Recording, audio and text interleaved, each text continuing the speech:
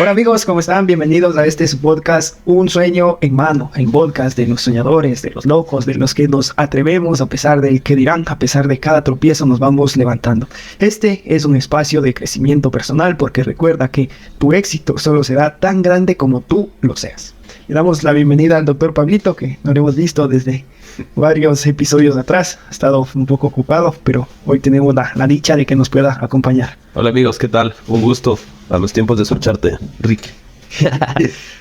Bueno, te cuento que en podcasts anteriores me he venido quejando de la educación y me he dicho a mí mismo que una queja sin una solución es un simple lloriqueo. Así que el día de hoy vamos a revisar este tema de la educación, pero ¿cómo sí? Entonces vamos a ver cómo debería ser una escuela, una educación que en realidad valga la pena. Nos vamos a guiar en el libro de Escuelas Creativas de Ken Robinson. ¿Algo que decir al respecto? Iniciemos. Bueno, las escuelas normales se basan en algo que es muy conocido para nosotros y es en aumentar los niveles académicos. Eso es lo que hacen prácticamente todas las escuelas, ¿no? Quien tiene mejor nivel académico se cree que está en un nivel más alto, ¿no? Sin embargo, destruyen algo muy importante que es la creatividad. Algo con lo que nosotros nacemos como seres humanos. Y si tú te has dado cuenta, los niños nacen muy preguntones. Pero las escuelas eligen, monopolizan las preguntas que son válidas.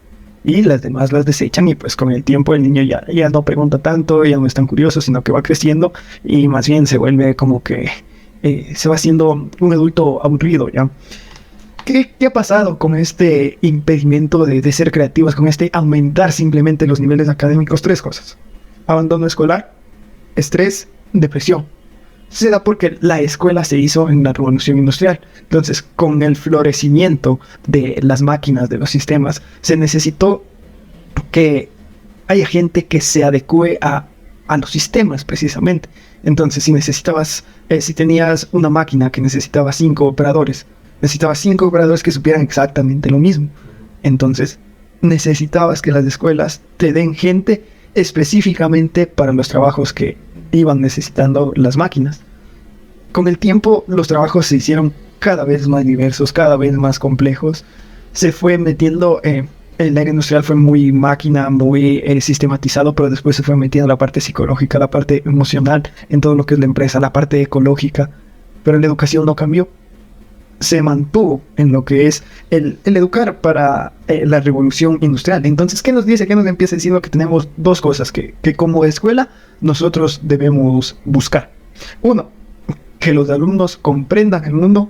Y dos, que conozcan sus talentos a través de su individualidad como individuos, conociéndose ellos mismos en su amplia gama de talentos y de diferencia que tenemos las personas respecto a otras, aporten a la sociedad y a la cultura. ¿Qué te parece? Ah, bien. Pues sí, somos dos preguntas al respecto. Estoy de acuerdo con todo el contenido de eso. Mira, ahora entonces lo que nos plantea es volver a lo básico. Porque, a ver, nos dice que el gran problema es la motivación. Entonces, nosotros como padres, porque muy poco podemos hacer como escuela, o tal vez en un futuro sí lo podemos hacer, pero en el momento actual como padres, debemos apoyar a los hijos en lo que ellos les gusta. Les gusta el fútbol, la natación, el arte, la música, la danza. Porque esta motivación les va a ayudar, aunque no parezca, en lo que no les gusta. Ya sean las matemáticas, la ciencia, cualquier otra cosa que en las escuelas sí se da. Entonces, los gobiernos, por lo general, ¿en qué se enfocan? En la lectura, escritura, aritmética, ciencia, tecnología, ingeniería, matemáticas. Esto lo engloban ¿en qué? En un plan de estudios y en las evaluaciones. ¿Tú te has preguntado por qué hay tanta gente que migra a Estados Unidos y obtiene trabajo cuando las cifras de desempleo en Estados Unidos aumentan? Tú te imaginas una respuesta a esto, ¿no? ¿Por qué si Estados Unidos aumentan las cifras de desempleo, a nuestros migrantes les va bien allá cuando aparentemente no hay empleo? No, creo que es más costumbre el hecho de que en una temporada un migrante daba un mejor estilo de vida, ¿no? Para las personas que aquí ahora no es necesario, creo yo, no hay diferentes fuentes de trabajo. Ahí está la clave. En las diferentes fuentes de trabajo. Lo que pasa es que ya Estados Unidos ha aumentado todos los niveles académicos que ha podido, porque es una potencia. Entonces ha hecho lo que debe hacer para aumentar los niveles académicos, que es en lo que trabaja supuestamente la educación. ¿Y qué pasa? Ahora tiene abogados, tiene médicos, tiene todo lo que creían que necesitaban. Y lo que en realidad necesita, que son obreros, que son cocineros, no tienen. Entonces por eso van los migrantes, que sí podemos hacer este tipo de cosas, porque acá todavía no se cumple esto de haber aumentado todos los niveles académicos al máximo, y vamos y cubrimos los trabajos que estaban vacantes. Porque ya hay mucho profesional. Entonces el profesional, ¿qué quiere? El puesto de gerente. El puesto de jefe, pero... Y esta es la explicación por la cual nuestros paisanos, digámoslo así, consiguen el trabajo mientras las cifras de desempleo aumentan. El hecho de que no estamos cubriendo inteligentemente lo que necesita la sociedad. Le estamos mandando 1000 abogados, pero solo un chef. Entonces, ¿qué más necesitamos? También necesitamos, aparte de abogados, doctores, contadores, entonces necesitamos guardias, electricistas, albañiles, fontaneros, cocineros, carpinteros, mecánicos. Bueno, ahora, no es el simple hecho de mandar a un obrero, porque la tecnología avanza, pero sí enfocar estos puntos ligados a la tecnología. Ver cómo un carpintero, por ejemplo, puede usar el tema de la inteligencia artificial para hacer su trabajo más eficiente. Pero primero te debe gustar el poder crear un mueble, el poder hacer las cosas con tus manos, ¿no? Que es una habilidad que muchas personas tienen, pero en los sistemas educativos poco o nada les interesa que tú sepas ese tipo de cosas. Claro. Pero teniendo esa habilidad, esa creatividad, esa imaginación y ayudándote con la ciencia, con la tecnología, sería una combinación para ir adelante en esa área en específico. Entonces, ¿qué ha pasado con esto, no? El sistema escolar nos da dos cifras interesantes. Hay muchos desertores. Yo creo que esto lo podemos percibir mucho en los barrios pobres, en la costa. Entonces, ¿qué pasa con los desertores? Pierden el rumbo. Esto termina en suicidios, en cárceles, en adicciones. Y el dato más impactante, dejando ya los desertores a un lado, los que sí estudian, el 63% de los que sí estudian y de los graduados no está conforme con lo que hacen. Entonces tenemos un abogado que es abogado porque le tocó. Tenemos un médico que es médico porque no, dentro de lo que el sistema te ofrece, no tuvo otra opción. Entonces era el tener un título porque es lo que dice la sociedad que hay que tener, y dejar de lado lo que en realidad tal vez él tenía ese don, ¿no? de carpintero, de crear, pero como eso no era válido para la sociedad, se tuvo que ser médico, abogado, lo que sea, y no le gusta lo que hace, y tenemos profesionales disgustados, y eso es preocupante. Ahora, ¿cómo entonces empezar a cambiar la metáfora? Hablábamos, ¿te acuerdas de poner en práctica, y que la práctica sea la que nos vaya dando los conocimientos, ir rompiendo muchos paradigmas? Por ejemplo, quienes ponen clases interesantes como una clase de simplemente hacer un puente con palillas, construcción. Eso no sé qué tanto te pueda en tema asignatura aportar, pero en tema creatividad te va a dar mucho. Cómo se escribe un libro, cómo montar una barbería, cómo ganar $80,000 al año. El hecho de nutrir más tu imaginación hasta cierto punto, ¿no? Porque de hecho no hay que dejar todo lo que se está haciendo de la educación a un lado, ¿no? Pero sí hay que aumentar muchísimas cosas más que tengan mucho que ver sobre todo con la imaginación. Entonces, hay unas escuelas alternativas. Y lo curioso de esto es que estas escuelas son enfocadas... ¿Para quién crees que podrían ser escuelas alternativas? Para niños diferentes, ¿no? O sea, diferentes en el sentido de aprendizaje, Precisamente las escuelas alternativas son para aquellos que sienten que no encajaron en la escuela normal. Entonces a ellos se les da esto, porque imagínate tú, yo te digo, la escuela tal como la conoces va a dejar de tener horarios, va a dejar de tener evaluaciones, va a dejar de enfocarse en las matemáticas y en las ciencias. ¿Qué crees que va a decir en la sociedad? Es que venimos de una larga trayectoria de educación, ¿no? O sea, un cambio siempre va a ser duro para la sociedad al comienzo, ¿no? Hasta se acostumbre, creo que es difícil que se acostumbre. Los primeros cambios, por precisamente la delicadeza que hay que tener con lo difícil que es romper paradigmas, se dan en las personas o en los estudiantes que son rechazados, ¿no? En los que sienten que no encajan. Y se da todo esto que te digo, ¿no? Y se empieza también a dar pues tecnología, artes, ingeniería, iniciativas comunitarias, cuestiones técnico-profesionales, empresas. ¿Y qué pasa con esto? Además de que se da cosas alternativas, se les da la permisividad de que tú vengas cuando tú quieras. pero le hago a la clase interesante. Porque ya no es una simple clase de que alguien se para al frente y te da un poco de teoría, sino que en este caso, por ejemplo, empezaron a crear un automóvil.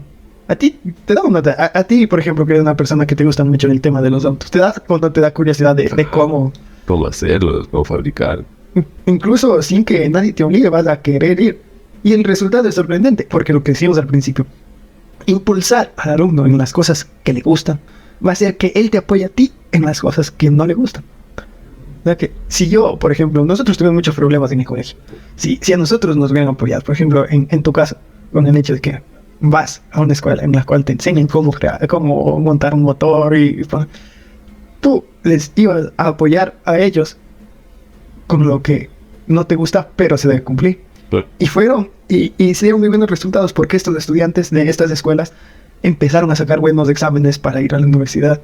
Gran porcentaje, más del 90% de los que aquí se graduaron estudiaron en la universidad. Entonces es totalmente contrario a lo que tú piensas, ¿no? Ya como que una educación, ya, o sea, ellos a que no estudien, a que estudien en esta, pero no, o sea, empieza con su motivación a darse cuenta de que pueden ser igual o mejores que los que supuestamente sí encajaban en la educación. Entonces, aquí hay un paradigma que es duro, ¿no? Porque cuando alguien no da, ¿de quién es la culpa? Del estudiante, que no se dedicó, que no puso atención. Cuando detrás de todo esto vemos que también tenemos parte de la culpa. La mayoría de culpa, digo yo. Entonces, 4 principios que hay que cumplir en la educación. Salud. Primeramente debe estar tu salud, y salud no es solo biológica, de que tienes gripe o de que, sino habla de bienestar intelectual. Porque cuando tú tienes autoestima de que puedes algo, lo que se te hace difícil también vas a poder. Físico. Entonces, obviamente, dentro de la educación, no, la educación física no solo debería ser una materia de relleno, sino algo que en realidad te brinde bienestar espiritual y social. El tema de que estés tranquilo contigo mismo y a partir de ahí también apoyar a la sociedad. Ecología, que todos los aspectos se desarrollen, no solo los que evalúa el Ministerio de Educación, sino todos los aspectos. Justicia, todos los talentos de las personas somos totalmente diferentes y solo unos encajan en el sistema. ¿Qué pasa con los que no encajan? No es que no tengan talentos, pero tienen diferentes, entonces hay que desarrollar todos los talentos. Y tiene que haber cautela en la educación, que haya condiciones óptimas, que los maestros tengan amor, compasión por lo que hacen, que tengan experiencia, y esta experiencia les va a hacer a que los alumnos sean prácticos con lo que hacen. Porque no es que cogen un libro de texto, sacan lo mejor y te comparten, sino que a partir de lo que ellos saben, van a decirte, mira, así van a hacer las cosas, entonces te pongan una práctica real de lo que puede pasar y mediante eso aprendas. Recuerda que aquello que las personas aportan a su entorno está determinado en gran medida por cómo viven su mundo interior. Por ello hay que empezar ahí, por tu mundo interior, por tu autoestima, por tus propios talentos.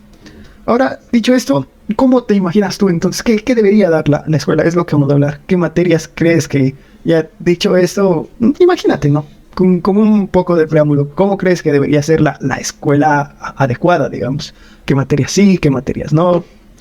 Chuta, es que hay materias que se deben cumplir, ¿no? Y no por el hecho de que la educación sea estricta o algo de esta manera. Por ejemplo, matemáticas debería haber obligadamente, porque vos sabés que hasta para cobrar necesitas matemáticas, es cierto. Matemáticas, literatura, lenguaje, expresión oral, por ejemplo, serían materias muy buenas que deben implementarse de mayor forma. Y así que los niños vayan encontrando lo apasionante, porque hay niños que les gusta la oratoria, por ejemplo. Hay niños que les gusta la escritura, hay niños que les gusta, no sé, las matemáticas de diferente forma. Y como tú dices, el encontrar la pasión de un niño va a hacer de que elija una buena carrera universitaria. Si es que decide elegir una carrera universitaria. Porque va a amar lo que hace. Y va a estar todos los días trabajando. Y no va a ser ni trabajo, va a ser lo que le apasiona. A eso es a donde tenemos que llevar. Porque yo hablo mucho. Creo que en todo lo que trato de transmitir es que busques tu propósito y vivas con un propósito. Pero para muchas personas ya es incluso algo que no se puede, porque les enseñan que no es el propósito. Si dentro de lo que hay no está lo que te gusta, ya nada. Entonces, en eso se debe enfocar la educación, en que la pasión va a nacer cuando tú te des cuenta que eres capaz de hacer algo. Y desarrollar esas habilidades te va a dar pasión. Cuando tengas pasión por hacer algo, lo pones al servicio de la comunidad y eso es el propósito. ¿Por qué? Porque descubrí para qué soy bueno, desarrollé esa capacidad y le puse al servicio de la comunidad. Entonces soy un ser completo. ¿Por qué? Porque primero aprendí a llenarme a mí, después aprendí a compartir lo que yo sé, a poner mi grano de arena en la sociedad y contribuyo interna y externamente. Esa debería ser la razón número 1 del sistema educativo. Entonces, vamos a tomar como ejemplo el Instituto Haitei High. Dice que ellos tienen 5 modalidades de secundaria, 4 de media y 3 de primaria. Tomando en cuenta esto, la diversidad. Entonces, no dio tantos detalles, pero yo me imagino, ¿no? A ver, en la primaria, tú eres un niño muy lógico, ya, por acá. Tú eres un niño, digamos que más bien, como tú, ¿no? Que se te da bien lo social, por ejemplo, llevarte ya por acá. Digamos que en cambio tú eres un niño artístico.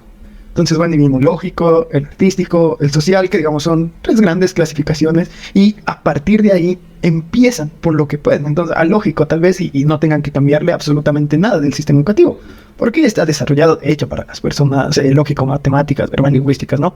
Pero para la persona que es social, que más bien tiene facilidad, yo me imagino, ¿no? Que, a ver, sí recibe una clase, pero tiene que reforzarla conversando con sus compañeros. Entonces debe haber variedad en el plan de estudios y en la modalidad. Sí, la cuestión está en llegar a que todos sepan un nivel de matemáticas, un nivel de ciencia, pero cómo desarrolla cada quien y el orden, eso es lo que debe cambiar. El hecho de que tienes 4 años y sí o sí, tienes 4 o 5 años, sí o sí tienes que saber leer. Si no, es un fracaso para ti. Entonces, a las personas que tal vez son más artísticas, tal vez les cueste un poco más leer, pero está bien si leen a los 6, a los 7. Está perfectamente aceptable. Entonces, lo que debe hacer la educación, a ver, en el transcurso de la primaria debe acabar sabiendo leer. Se acabó, o sea, las necesidades, no, jamás vamos a decir que el que tiene una capacidad creativa, manual, no debe saber leer, porque jamás vamos a decir eso, pero tal vez le va a costar un poco más. 8 competencias dentro de esto: curiosidad, lo más importante, creatividad, crítica, el hecho de que tú puedas emitir un juicio sin lastimar a otro, que no simplemente te dejes, porque pasa mucho. Alguien sube en redes sociales algo, un criterio que digamos, se oye fuerte, se oye con autoridad, y yo lo sí. Por eso es que nos dejamos llevar mucho por el mensaje político que mejor impacta. Y después andamos eligiendo presidentes que... no es el caso, pero aquí empieza todo. En la capacidad de yo tener una crítica por mí mismo, comunicación, el saber expresarme igual, ¿no? No solo por repetir lo que me dicen, sino porque yo tengo mis valores, yo tengo claro lo que yo soy, colaboración. El hecho de que yo estoy seguro de lo que somos nosotros. Yo soy una persona muy lógica, tú eres una persona muy social. Colaboremos. Y ahí podemos llegar a algo. Compasión. El hecho de amar a uno mismo, amar al prójimo. Calma. Esta es una habilidad súper interesante porque estamos muy ligados a la satisfacción inmediata. Y las grandes cosas en la vida se dan con paciencia. Tenemos que enseñar esa habilidad de postergar la gratificación para en realidad conseguir las cosas. Y esto también tiene que ver con el sistema educativo, que te da una nota y esa es la gratificación. Entonces te da una nota y si te fue bien, la tienes, y si no, pues... Entonces nos hace mucho bien. Por último, el civismo, ¿no? La educación democrática además nos dice que debemos saber escuchar. No hay nadie mejor que el mismo alumno para decirte qué le está pareciendo bien y qué le está pareciendo mal de la clase. Entonces tiene que haber diversidad. Pero es algo que no cambia en la educación. O sea, el escuchar al estudiante yo muy pocas veces he visto. En que un profesor se siente y en realidad diga, bueno, ¿qué te parece mi clase? No, bueno, está aburrido, bueno, no, o sea, yo no he visto. Y yo, ¿cuántos años de estudio? Entonces, no, en realidad se le cierra mucho a la opinión del estudiante. El estudiante tiene que hacer lo que el profesor diga y punto. Y creo que desde ahí partimos mal. Es que hay muchas cosas que debemos cambiar, pero hay que saber cómo. El político no es tonto. El político, o sea, y es algo que justamente estaba escribiendo. Nuestra ministra de Educación tiene una maestría y ni sé qué penegada en neuroeducación. Esa señora debe ser una capo en todo lo que estamos ahorita. ¿Y por qué no aplica? Porque el sistema viene desde antes. Porque si es que ella dice, voy a quitar las notas, voy a quitar las evaluaciones, le vota. Ella sabe que esto está muy bien, que se ha hecho en Finlandia y está bien, que se ha hecho en Singapur y está bien, que se ha hecho en Japón y está bien. Son potencias a nivel de educación en el mundo. Pero si es que hace un cambio tan drástico, le votan. Pero es que alguien tiene que hacer esos cambios. Debería. Y ya muy aparte por el bienestar, es un bienestar a nivel nacional. Estamos creando niños de otra manera que van a servir en el futuro a su país. y les va a despertar curiosidad. Imagínate, la curiosidad por la política, por ejemplo, es algo que se da muy poco. Porque si tú te pones a pensar, la política es algo que la mayoría ve como ingreso de dinero. Y no por pasión, sino por ingreso de dinero. Y yo creo que despertar ese tipo de pasiones debería hacerse un cambio y radical. Y la gente apoyar, porque vivimos en un país democrático, es un país donde el ciudadano puede elegir. Imagínate enviar este tipo de cosas a una consulta popular. Yo creo que sí habría un gran porcentaje de aceptación, la verdad. Yo le veo un poco... Mira, perdón que te corte, pero mira que estamos en otros tiempos. Ahora, nuestros padres no estudiaron para ser padres, ¿cachas? O sea, ellos no te gastaban en una educación para ser padres. Los padres de ahora, como somos tú y yo, o los padres jóvenes, intentan estudiar para poder criar de una mejor manera a sus hijos. Y en cualquier conversación o en cualquier curso que tengan van a decirles, sí, la educación está mal. Y todo el mundo se da cuenta de eso. Pero si alguien no inicia con un cambio, no se va a dar. Yo creo que si me haga consulta popular, mira que puede tener una buena aceptación. Tal vez a la segunda, tercera vez dice, yo sí creo que hay mucha resistencia, porque los cambios significan salir de lo conocido y a la gente le cuesta mucho. Entonces tú y yo hemos desarrollado una mentalidad distinta porque queremos conseguir cosas, pero la gente en realidad no lo está viendo de esta manera. Entonces yo más bien pienso que los cambios deben hacerse desde grupos de personas que hemos logrado ver que se puede educar de manera diferente, llevarlo a cabo aquí y mostrar los resultados para que cada vez se vaya viendo más gente. Lo que pasa en esto, y hay que ser realistas, es la cuestión económica. Mira que el poner primero una educación así va a hacer de que no toda la gente pueda acceder a este servicio. Y es así. Sí. ¿Qué hacemos si es que lo hacemos de una manera y con apoyo estatal? Todas las personas van a tener que acoplarse, quiera o no. Ahora, si nosotros ponemos una escuela con este tipo de cosas, muy pocas personas van a poder acceder. Y muy pocas personas de las que tengan este flujo económico van a querer acceder. ¿Me cachas? Ahora vos ves en realidad los profesionales, digamos, jueces, en mi ámbito, ¿no? Hay un juez en Cuenca, por ejemplo, que lustraba zapatos. ¿Cachas? Y va despertando eso. Ese amor por el derecho, ese amor por el ayudar a las personas. A lo que quiero llegar es que la gente de más escasos recursos es la gente que más se esfuerza por salir adelante. Imagínate guiar a esta gente a que con una educación diferente vamos a lograr cosas grandes en el país. Si con una educación limitada tenemos excelentes jueces, excelentes fiscales, excelentes... O sea, con otra educación puede ser más. O sea, el beneficio a nivel nacional va a ser mayor. Pero no explicarle eso a tu padre. Es difícil, y verás, está bien, o sea, me gusta el punto de vista, pero yo creo que el punto de vista que tú dices es excepcional. Y te voy a explicar por qué, es un caso propio. A ver, yo quiero, mediante todo lo que se está haciendo, mediante el podcast, mediante los cursos que se está siguiendo, regalar esto al mundo. Y tú sabes, o sea, yo al final tengo cómo monetizar, pero no necesariamente por mi información. Yo la información, tú sabes que la estoy preparando para darla gratis, y aquí de hecho lo estoy dando. Ya. Ahora, vamos a las redes sociales, que es por donde se difunde esto. Tú ves a Ramsey hablando de la educación, de la importancia, de lo maravilloso que puede ser el mundo si cambias la educación. ¿Qué va a pasar cuando estés en el TikTok y alguien te salga en el promedio, ¿no? La gente promedio, ¿qué va a hacer? Le sale el que está bailando y haciendo chistes, se queda. Le sale el que, no sé, o sea, le sale lo que está en tendencia, lo que está de moda, se queda. Pero le sale el que en realidad le está dando un consejo para que mejore su vida, mejore la vida de sus hijos y no les gusta. Porque la gente... No les interesa en realidad. Creo que la gente es mal acostumbrada a eso, ¿no? A estar... Por ejemplo, el celular es algo de doble filo. O sea, yo le veo a vos puedes tener contenido full bueno que te ayuda como persona, te ayuda a negocios, te ayuda en diferentes fuentes de ingreso específicamente. Y hay muy poca gente que se lo queda.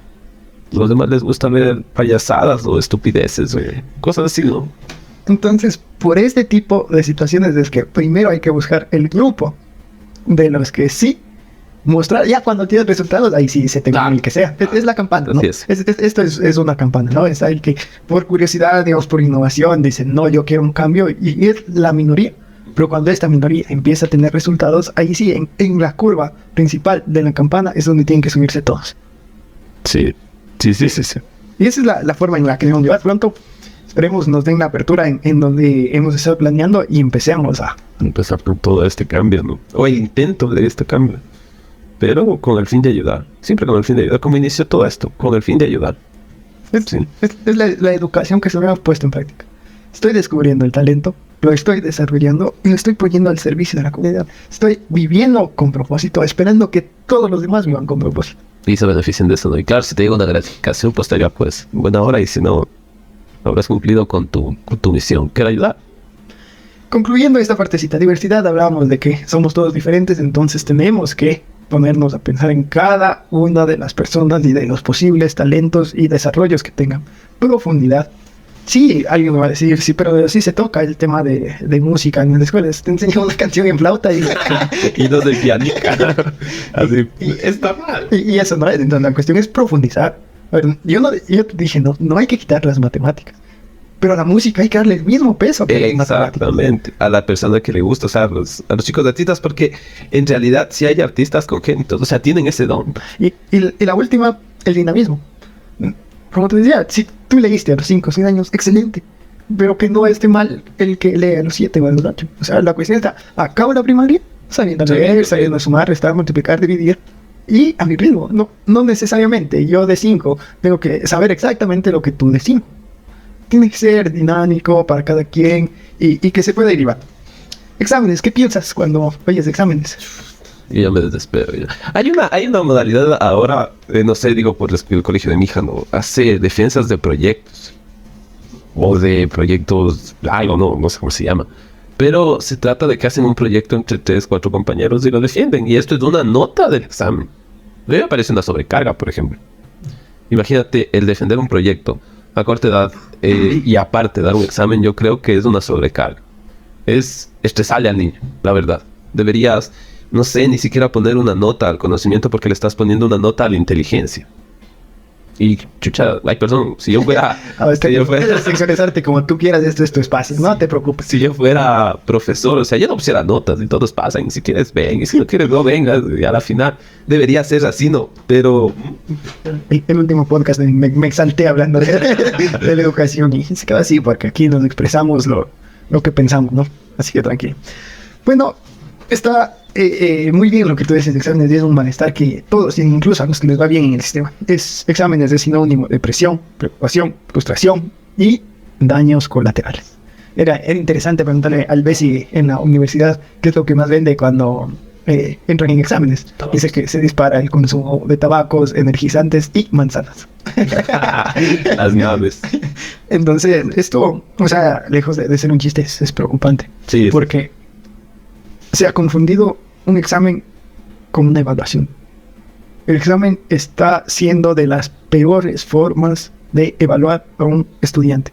¿Por qué? Porque se está haciendo mucho foco en las asignaturas evaluadas.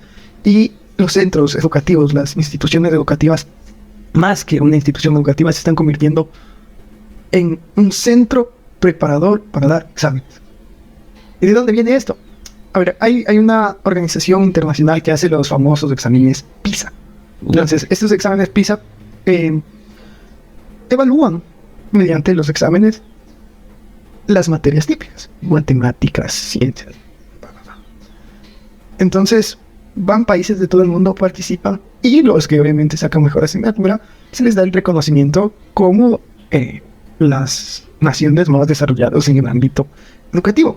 Ahora, estas naciones que están ganando los exámenes PISA, extrañamente, son las que te mencioné anteriormente para decirte que están aplicando educación alternativa. Finlandia, Singapur, Japón. Y están demostrándole al mundo que el examen es la peor forma de evaluar a un alumno.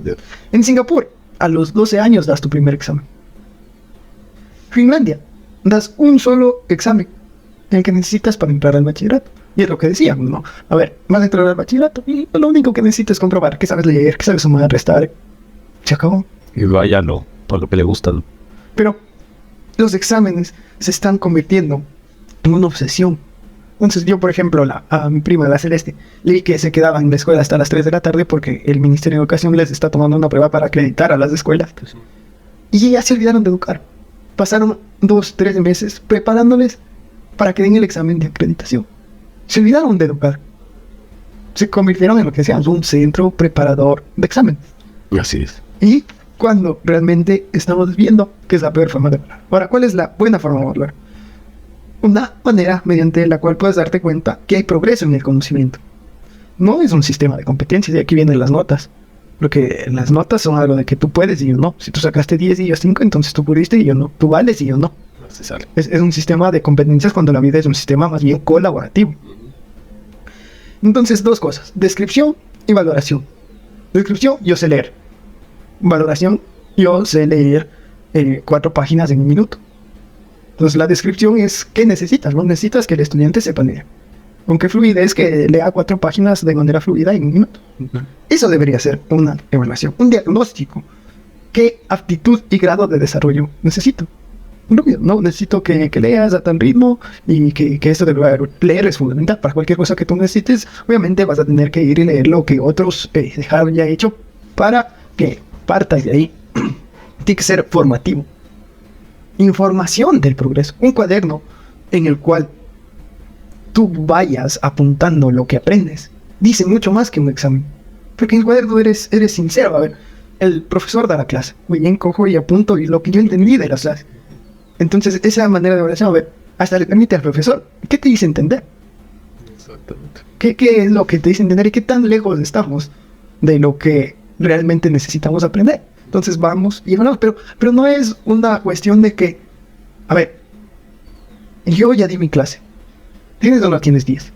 ¿Vales o no vales? No es una cuestión, aquí debe ser como tipo Candy Crush, subir niveles, ir de nivel y aumentar la dificultad a medida de que tú vayas pudiendo superar la dificultad anterior. No a medida de que necesito que sepas esto y allá. Y por eso hoy es tan popular las clases de refuerzo, este tema de ¿cómo se llaman esos centros que te preparan para que entres a la universidad? ¿Y para qué están entonces los colegios? Creo que es algo tonto, ¿no? Y bueno, hay un paréntesis también ahí porque, bueno, perfecto, nosotros tenemos la teoría de cómo debe ser la docencia, pero ¿y qué tantos docentes capacitados? O sea, yo conozco tal vez unos 2 o 3 docentes que tienen una diferente forma de enseñanza, pero no las dejan aplicar. ¿Y qué afecta tantos docentes con esta formación? Aún así cambias del sistema. ¿Y los docentes? Vamos a ir para allá. Ahorita estamos en los exámenes, después vamos a ver cómo es, de hecho el capítulo 8 trata de esto, de cómo se debe dirigir con principios y en qué debe ir el presupuesto de la educación. Entonces, mejores maneras de evaluar: registro de aprendizaje, el cuaderno y la participación en clase.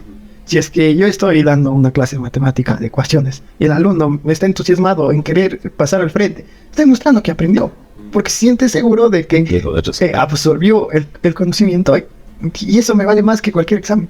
La seguridad de que él lo está aprendiendo. Y aquí también viene, ¿no? el hecho de tener una educación colaborativa.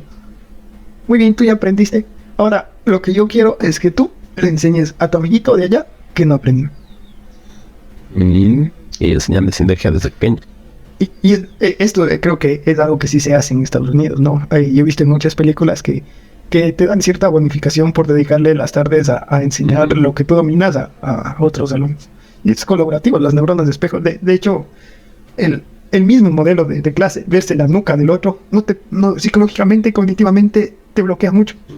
Cuando tú estás de frente con las otras personas, dialogando con las otras personas, aprendes mucho más por las neuronas de espejo. Son aquellas neuronas que cuando tú ves a alguien chuparse un limón, ya te hace agua la boca. Entonces lo mismo pasa en la educación, ¿no? Y el modelo autocrítico. Debemos eliminar sí o sí las notas porque estamos, más que cualquier otra cosa, destruyendo la autoestima de las personas. ¿Qué pasa si no hay notas? Yo debo tener la confianza de decirle: vea, profe, no puedo leer. Ayuden. Claro, ayuden. Pero ¿qué pasa si tú le dices, si sacas una mala nota? Ya te están diciendo prácticamente que no. O sea, ellos te han sido cuando tú deberías tener la autocrítica de decir: no puedo, eso me va súper bien. Entonces, como fortaleza, pero en esto necesito pedir ayuda. Entonces, esto es que nos va a ayudar: motivación, que era de donde teníamos que empezar, rendimiento y el nivel de referencia, a dónde queremos llegar. Ahora sí, vamos a ir a lo que tú me preguntabas: ¿cómo hay que dirigir con principios? ¿Los que deben hacer los directores para que esto se vuelva una realidad? En vez de enfocarse en lo que hablamos al principio, aumentar el nivel académico, deben enfocarse en crear una comunidad. Las mejores escuelas son las que dentro de ellas existe una mini comunidad. Y como decíamos, ¿no? Aquí está y de hecho van tomando roles, ¿no? Por ahí hay la niña que es enfermera y tiene sus curitas y sus cosas así para que el niño que estuvo jugando le haya podido... O sea, es una mini ciudad dentro de la escuela. El hecho de crear una comunidad donde cada quien vaya de manera práctica, viendo cuál puede ser su rol en la sociedad, de verdad. El hecho de crear ambientes y espacios diferentes. Las escuelas parecen cárceles. El hecho de que tú puedas pintarle la pared de números, o sea, hacerle colorida, hacerle alegre, va también a apoyar en la motivación del alumno por querer estudiar. El hecho de darles desafíos reales, aprendes algo, en vez de ponerlo en un examen, ponlo en práctica, para que vean que se van a equivocar y de esa equivocación aprendan. No se van a equivocar y eso significa que no pueden.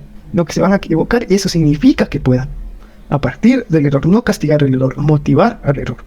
Entonces, a partir de esta individualidad, de saber lo que yo soy, servir a la comunidad.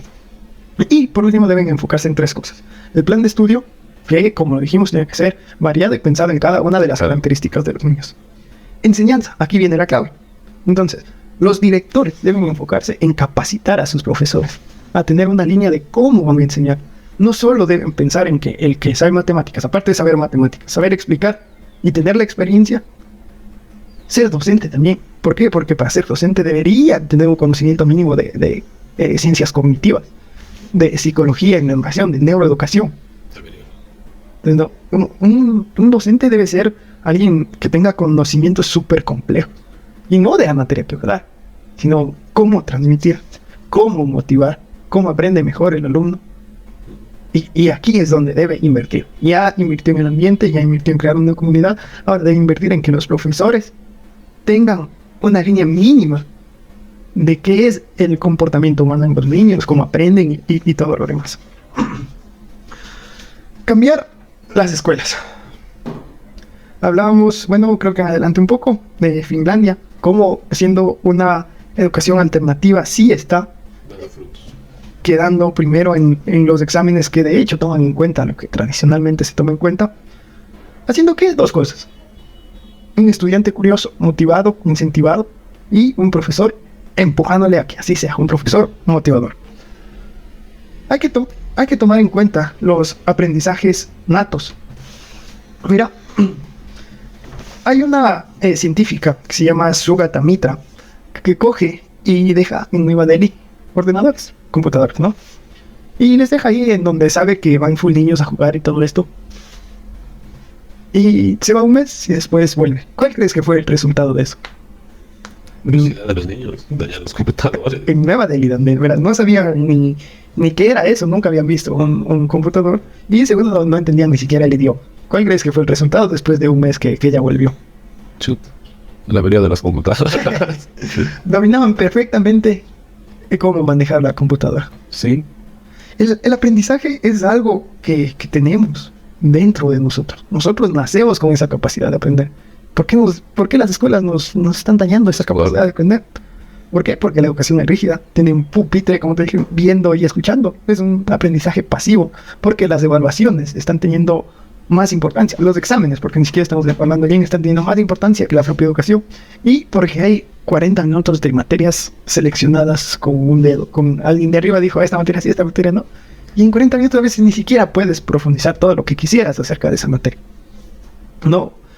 Hay la capacidad académica y como te decía al final, ¿de quién es la culpa? Del estudiante, supuestamente.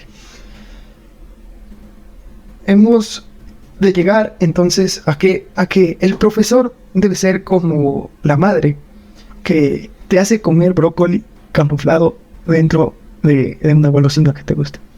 Así debe ser la educación, motivando con aprendizaje activo, que conozca el desarrollo del instituto en el cual se desarrolla y que deba saber psicología y ciencias cognitivas. Un poco estamos resumiendo lo que debe ser la educación. Y aquí un punto importante, el tema de los papás. Dentro de esta educación, ¿cómo crees que deben apoyar los padres de familia? Chuta, primero el apoyo en este caso, como uno debe educación, el apoyo al sistema. Lo único. Porque yo veo, mira, por ejemplo, mi caso personal, esta cuestión de mi guagua. No sabes que ella pasa en el cole y del cole se va al conservatorio y en eso está. Y a mí no me gusta la manera, o sea, el sistema educativo, y eso es algo que en lo que estamos de acuerdo, ¿no? O sea, lo que se está tratando. Y aparte de sobrecargarle, ya se cansó.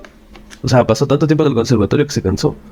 Ahora, el padre primero, yo creo que debe apoyar primero el sistema de educación en caso de hubiera un cambio. Y si no, apoyar las decisiones del menor. Siempre. Mi hija, hablo por mi hija, y está en el colegio, dejó de ser niña, tiene sus decisiones, me dijo ya. O sea, ya no quiero, ya te di gusto, ya. Entonces, en realidad, yo creo que es el apoyo al sistema, y si no estamos de acuerdo con el sistema, a las decisiones del menor. O el apoyo a que descubra nuevas cosas, los nuevos gustos. No obligarle a que se convierta en algo que no quiere. Así de simple. ¿A quién crees que se parece tu hija? No, al papá. Ya le vale. No, o sea, yo creo que en esta cuestión de estudio es a mí.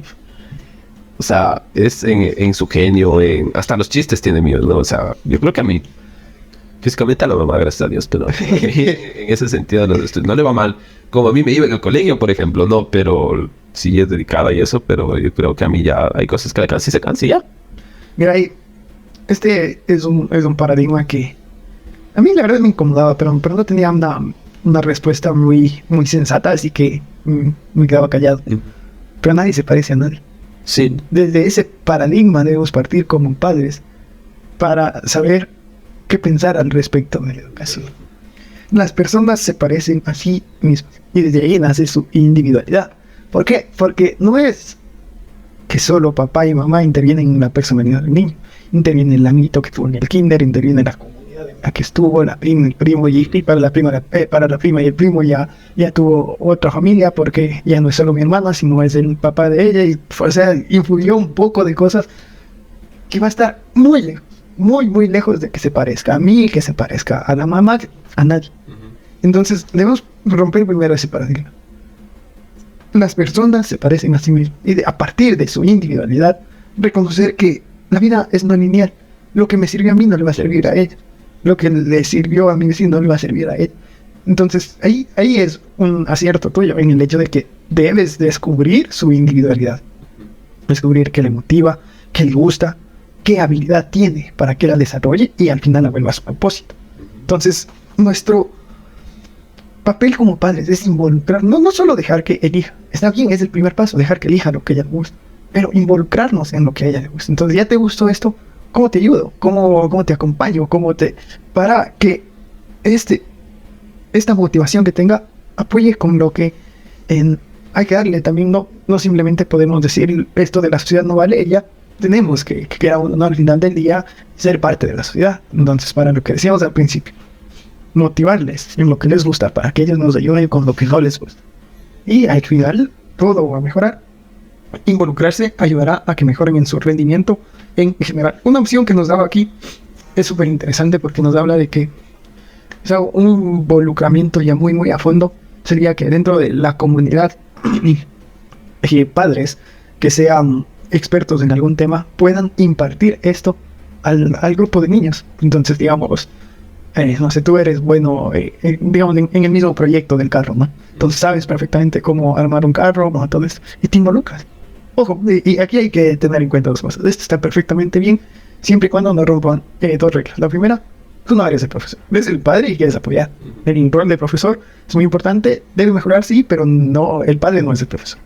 Y segundo, hay que tener cuidado con la sobreprotección. El hecho de que tú vayas a la escuela y te involucres no quiere decir que estés ahí para estar encima de tu hijo o de tu hija. Entonces me pareció una alternativa muy interesante y muy viable. En fin, en conclusión, cambiar el clima en general, lamentablemente, es políticamente incorrecto, así que debemos buscar una alternativa más bien capitalista de cómo podemos hacerlo. Y en los 4 puntos que tocamos deberían entonces, en resumen, en tema salud, alumnos entusiastas, motivados, profesores expertos y con expectativas de que saben que tienen un rumbo en la vida. En ecología, líderes inspiradores que sean capaces de asumir los desafíos que vienen con los cambios que cada vez se dan más rápido en nuestra sociedad. Que exista acoplamiento y coherencia de todos, para todos. No para... hay que eliminar la cifra de que 63% de los que estudian no se sienten bien. La gestión de los recursos. recursos deben ir a la formación, importantísimo lo que tú decías, la tecnología y el apoyo. Justicia, la asociación y colaboración de todo el conjunto. Innovación estratégica, ver qué cambios podemos implementar y cómo nos van a beneficiar. Y el respaldo y la autorización que permitan todo este tipo de acciones, porque tú puedes tener 1000 ideas, si no hay la viabilidad de llevarlas a cabo, no va a servirte en nada. Entonces aquí hay que prestarle atención a que los buenos niveles académicos se van a dar de manera agregada. Ya está más que demostrado, ya nos han hecho ver los países que han sido pioneros en esto, que sí se da. Responsabilidad inteligente, nuevos niveles, pero para todos. Formación continua, adaptarse a cada uno de los cambios. Y si hay nuevos descubrimientos, hoy esto no es definitivo, ¿no? Mañana puede haber una manera en la que se pueda hacer mejor las cosas y ir adaptándose. Eso es lo que nos ha podido compartir. En realidad un libro muy interesante que me ha respondido muchas dudas. ¿Alguna reflexión final? No, más bien agradecido de estar aquí a los teams.